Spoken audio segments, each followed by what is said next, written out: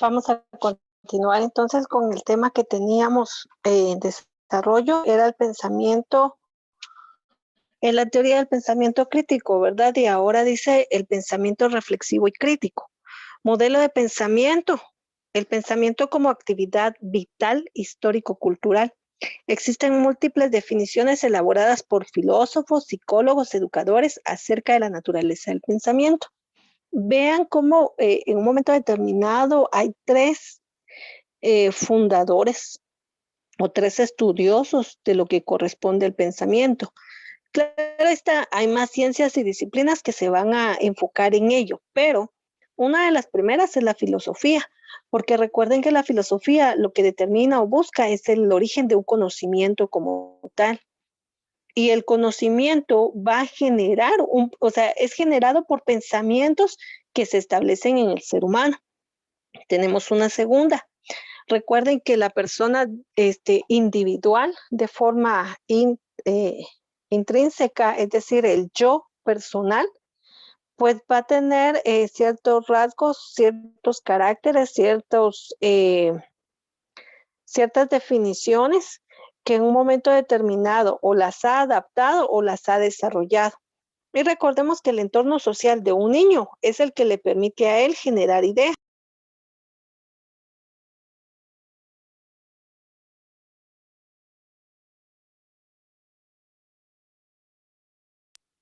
Ideas que en su momento pues va a compartir con otros niños, ¿verdad? Desde ahí es como nosotros podemos observar esta parte del pensamiento reflexivo. Y los educadores acerca de la naturaleza del pensamiento. Bueno, ¿qué pasa? Nosotros estimulamos, generamos, creamos, provocamos que el niño piense, desarrolle, actúe y que en un momento determinado, pues su aprendizaje significativo lo vaya a él a generar. Pero ¿cómo lo va a generar? Con el estímulo, con el ejemplo, con la ejecución que se va a dar en este proceso que va a ser intencional como tal. Para ello, entonces también encontramos, y dice, principios para la integración del currículum. Hemos propuesto la siguiente definición: capacidad que tiene el ser humano para construir una representación e interpretación mental significativa de su relación con el mundo. Cuando nosotros hablamos de esta parte de capacidad, nos está dando a entender que cada persona, de acuerdo a este desarrollo, pues va a concebir y va a interpretar algunas situaciones. No podemos perder de vista que cada persona tiene un fundamento de su pensamiento, de su ideología, del proceso mental que emite, de los juicios que tiene como tal. Entonces, esta capacidad de construir, pues tiene interacción, ¿verdad? Con las personas que están a su alrededor, con su entorno, con la situación que vive. Es más, hasta podemos hacer distinción, les he dicho, ¿verdad? Entre una educación pública y una privada. Esa está destinada a que la pública sí es intencional, pero en un momento determinado no hay una coacción que genere que ellos cumplan a cabalidad, o sea, ahí se cumple a cabalidad por ética. Pero nosotros, por ejemplo, no, porque o sea, la intención es llevar a cabo cada proceso y en este caso ustedes se han dado cuenta, por ejemplo, si no entra profesor Jonathan Sacor, entra Señor María, y si no entra, por ejemplo, Lic Pedro, Lic Edilzar, etcétera. O sea, hay una persona que se involucra en esta supervisión. Entonces, sí llevamos a cabo un proceso establecido. Lo mismo va a pasar cuando usted esté en un trabajo, o sea, usted va a tener un jefe del cual usted le va a rendir cuentas de cómo lleva este proceso intencional. Entonces ahí hay una interacción y se busca que se brinde todo lo mejor en el servicio como tal. Acá dice, todo ser humano desarrolla la capacidad para pensar a partir de unas ciertas condiciones biológicas, naturales, históricas, culturales. Cuando nosotros hablamos de biológicas, es todo aquello que comprende la anatomía fisiológica, ¿verdad?, del ser humano como tal. O es su cuerpo, su organismo en cada uno de ustedes. y responde, ¿verdad?, a la capacidad que pueda tener. Muy bien. Cuando usted vio, por ejemplo, la parte de psicobiología, o si está viendo psicobiología, usted se está dando cuenta que va incluido los dos aspectos, el aspecto corporal en materia y el aspecto interno de pensamiento, y que uno supone al otro, porque si nosotros estamos bien alimentados, tenemos energía, y si estamos bien de forma emocional, pues favorece mucho mejor, pero si yo no he dormido, estoy cansado, estoy fatigado, definitivamente no tengo un buen rendimiento. Aparte, que no he comido, no cené, no desayuné y no pienso almorzar, ¿verdad? Porque, no sé, tengo pereza, porque no tengo hambre, porque pienso que estoy gordo, ¿verdad? Que estoy gorda, etcétera. Entonces, todo eso viene a descompensar y esa parte es de la biología que establece, ¿verdad? También una forma de poder guiarnos. Otra de, para que ustedes lo vean desde la biología, cómo se establece, por ejemplo, hoy en día hay personas que son veganas, que son vegetarianas, etcétera, ¿verdad? Y a veces es innecesario, a veces es innecesario, eh, digamos, limitar al organismo de algunos alimentos, pero eso es otra historia, ¿verdad? Solo es parte de. La historia como tal, les decía la vez anterior, si nosotros vamos a crecer con ese pensamiento que yo no puedo, que yo no voy a salir, ¿verdad? Que mi papá, como es una persona de escasos recursos, yo también voy a ser una persona de escasos recursos, como yo vi, ¿verdad? Que no se puede salir adelante porque la pobreza, la desnutrición, la pandemia, no hay trabajo, etcétera. Entonces yo, ¿verdad? Me voy a quedar así, no voy a poder pasar de esa situación. En los rasgos culturales, muchos, es un poco gracioso establecer esta parte y dicen, no, ¿verdad? Es que yo no hablo ningún idioma. Y solo dijo tres palabras y ya se entiende, ¿verdad? Que habla más su idioma maya o idioma materno. Y que nosotros no podemos decir que no pertenecemos a una cultura mestiza en forma generalizada, porque aquí ya no hay 100% españoles ni 100% indígenas, sino es una mezclanza de las culturas establecidas en nuestro país como tal. Entonces, todos estos rasgos vienen a involucrarse dentro de este proceso y nosotros lo estamos viendo específicamente desde un proceso educativo, de cómo cada uno de estos elementos van a influir en generar y emitir un pensamiento reflexivo y sobre todo crítico. Como parte de sus procesos de adaptación natural y apropiación cultural, el ser humano desarrolla funciones mentales superiores como lo son la percepción. Vean nuevamente, presten mucha atención a esta parte. Lo acabamos de ver en lo que son producción de materiales, cómo nosotros introducimos estas actividades en un proceso educativo y cómo el pensamiento crítico hace uso de ellas. Dice, la percepción, la memoria y la solución de problemas. Y se recuerdan que de los 6 que nosotros mencionamos, les había dado yo la clasificación y les dije, miren, pareciera que vienen en orden, o sea, la mitad pertenece a la primera parte de inicio de desarrollo de una clase y la segunda un cierre, ¿verdad? Una conclusión. ¿Y cómo lo emite? Dice a través de cómo visualizamos, a través de la memoria, cómo nosotros vamos razonando y a través de la solución de problemas, cómo nosotros en un momento determinado buscamos posibles soluciones o posibles respuestas a posibles problemas y hacemos toma de decisiones. Las decisiones definitivamente van a ser toda aquella acción que conlleve al ser humano a desarrollar algo en beneficio o en pro de su persona o de su entorno.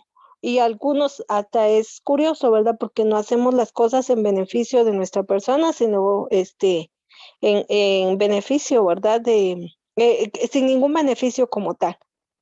A veces le dice, usted vaya a comer porque le va a hacer mal. No, no tengo hambre, no lo hago. Usted vaya a estudiar porque ya tiene exámenes la próxima semana. No, hay después. Entonces esas son tomas de decisiones. El proceso por el cual constituye un mundo significativo para el sujeto mismo, por el cual constituye el sujeto. Es decir, yo pienso, yo razono, ¿para quién? Para mí. Y luego voy a trabajar y a desarrollar para quién, para mí. Sí es cierto que yo estoy en una interacción en un grupo social, pero está destinado todo lo que yo hago. O sea, ¿para quién trabajo? Para mí. ¿Usted para quién estudia? Para usted. ¿Quién va a recibir el título cuando usted se gradúe? Usted. ¿A nombre de quién va a estar? De usted. Entonces, toda acción está para la persona como tal. Dice, a lo largo de su desarrollo, el sujeto va elaborando no solo sus conocimientos, sino también las estructuras de mecanismos mediante los cuales adquiere esos conocimientos. Nosotros hemos hablado mucho, mucho de lo que son, por ejemplo, técnicas de estudio. Y Marina, que ha trabajado, que ha desarrollado sus estudios en el colegio, no me va a dejar mentir que si trabajo con señor Leslie, con señor Vera, conmigo, con señor Gabriela, con las profesoras que han desarrollado el lenguaje, todas hemos ejercido una función de poder promover esos métodos que le permitan a usted agenciarse de sus propios conocimientos. Entonces ahí es donde vamos elaborando, ¿verdad? Ese mecanismo. Dice, es decir, constituye sus conocimientos del mundo, pero también de su propia inteligencia. Ya habíamos hablado de esa parte al inicio del curso. Y recuerdo claramente, ¿verdad? Que alguien que expresaba bastante de cómo se había identificado era Marina. Ella decía que no era muy repetitiva porque realmente captaba mucho lo que eran los conceptos y cuestiones como esas. Y ya vemos personas, ¿verdad? Que tenemos que leer hasta 5 veces un documento para poderlo entender. De ahí es como nosotros vamos desarrollando este pensamiento crítico. No es que nada más, ¿verdad? Les decía la vez anterior, es que vamos a criticar, ay, la señora, ¿verdad? Ella dice que debemos de ser críticos, es decir, que vamos a hablar mal de las personas. No, el ser crítico es emitir un pensamiento fundamentado de algo establecido, de una cosa, un sujeto, un objeto, una situación, un evento, una actividad, un periodo, etcétera, pero fundamentado en elementos que nos permitan a nosotros como tal tener la razón. Cuando usted dice sí, va a decir un sí, ¿por qué? Y si dice no, también tiene que especificar por qué no. Y eso es emitir esa fase crítica, porque voy a tener una fundamentación de lo que yo estoy hablando o lo que yo estoy expresando. ¿Alguna duda al respecto? No, señor. Muy bien, gracias. Voy a avanzar otro poquito y los voy a dejar descansar para que dejen también subidas las tareas o si tienen que avanzar algo más. Voy a avanzar solamente un elemento más, dice. Elementos del pensamiento. La organización del sistema del pensamiento comprende 3 subsistemas íntimamente relacionados, cuyo carácter específico está determinado por procesos adaptativos y de apropiación histórica cultural. Ya hablamos por qué mencionamos, ¿verdad? La historia, la educación, a la psicología, entre otros elementos. Sistema, dice, de representaciones o de codificaciones. Se trata de patrones mentales en términos en los cuales se organizan los estímulos o la información de modo que ésta sea significativa. Las imágenes, las nociones, los libretos, los esquemas, los conceptos, etcétera. Entre estos ejemplos, pues podemos determinar que son patrones o formas de representación. ¿Qué pasa? Cuando usted lee, cuando usted ve una serie de televisión, usted está emitiendo un proceso mental. ¿Y qué pasa en ese proceso mental? Usted está codificando y decodificando. Recuerden que nosotros decodificamos al recibir un mensaje. ¿Qué tipo de mensaje? X, ¿verdad? Ya sea informativo, de pasatiempo, etcétera. Entonces decodificamos esa información, ese mensaje. Luego de que ya lo, descompusimos en todos sus elementos para entenderlo, lo volvemos a reconstruir y lo volvemos otra vez a codificar. Y en esa codificación nosotros generamos un análisis o nos mantenemos con una percepción mínima de lo que estamos hablando, de lo que estamos emitiendo. ¿Qué pasa? Usted ve un partido de fútbol y va perdiendo su equipo y usted dice, esos, de una vez cómo les fue y termina el partido de fútbol y viene alguien y le pregunta, ¿viste el partido? Sí, empiezan a comentar, a usted le quedó grabado en la memoria algunos eventos y viste cómo se tiró, pero no era una falta, ¿verdad? Nada más se la estaba inventando y el árbitro sí se la tomó en cuenta. sea, nosotros estamos haciendo un recordatorio.